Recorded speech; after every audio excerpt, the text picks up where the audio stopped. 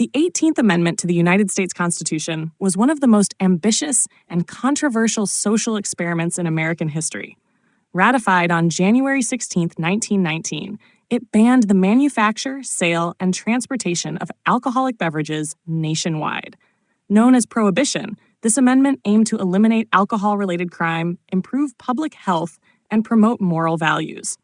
However, instead of solving societal problems, it led to widespread illegal activity, the rise of organized crime, and ultimately its repeal through the 21st Amendment in 1933. The origins of Prohibition can be traced back to the temperance movement, which began in the early 19th century.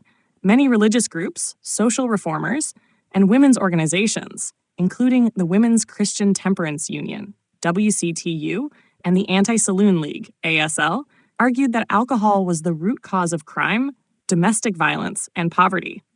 As industrialization and urbanization grew in the late 1800s, concerns over excessive alcohol consumption increased. Saloons became gathering places for political corruption, gambling, and vice, leading reformers to push for stricter alcohol laws. Many states had already enacted local prohibition laws, but advocates wanted a nationwide ban.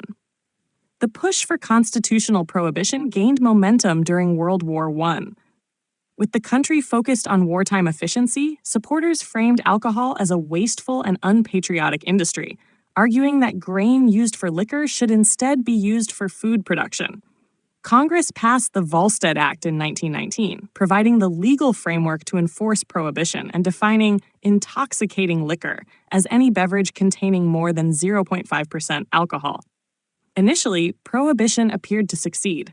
Alcohol consumption declined, arrests for public intoxication dropped, and some businesses flourished in a more sober society. However, the law had serious flaws. While the amendment banned the production and sale of alcohol, it did not criminalize possession or consumption, allowing a massive black market to emerge. Organized crime syndicates thrived, smuggling and distributing liquor through bootlegging operations.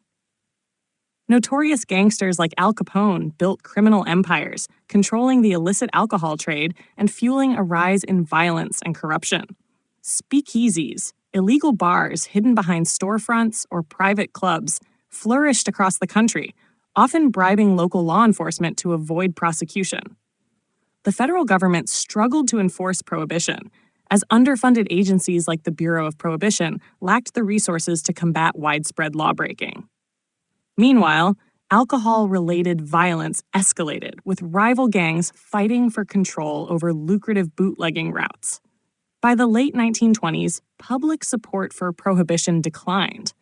The Great Depression worsened economic conditions, and many Americans saw repealing prohibition as a way to create jobs and generate tax revenue.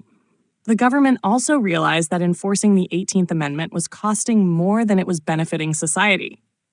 In 1932, Franklin D. Roosevelt ran for president on a platform that included ending prohibition. His victory paved the way for the passage of the 21st Amendment, which repealed the 18th Amendment on December 5, 1933.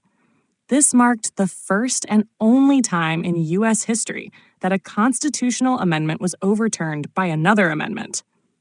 The 18th Amendment remains a lesson in the unintended consequences of government policy. While it aimed to reduce crime and improve social conditions, it ultimately led to rampant lawlessness, economic challenges, and increased government intervention. Today, prohibition is remembered as a bold but flawed experiment in social engineering, highlighting the complexities of legislating personal behavior.